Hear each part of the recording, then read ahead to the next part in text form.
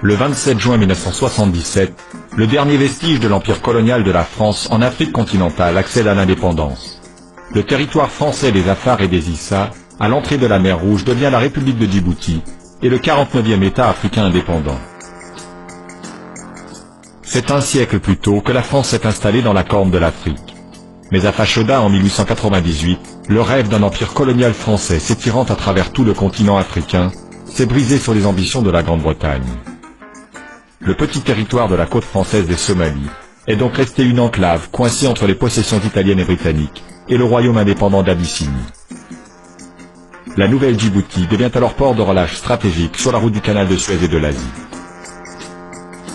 Après la Seconde Guerre mondiale, le pétrole du Moyen-Orient renforce encore l'importance stratégique de la voie maritime par la mer Rouge. Les jeunes nations indépendantes de la Corne de l'Afrique deviennent l'enjeu du but d'influence intense entre les États-Unis et l'Union soviétique. Au milieu de l'embrasement général, la France invoque les convoitises des voisins somaliens ou éthiopiens et les rivalités entre communautés Afar et Issa pour rejeter les revendications indépendantistes de Djibouti. Mais à partir de 1975, la justification du lien colonial devient intenable.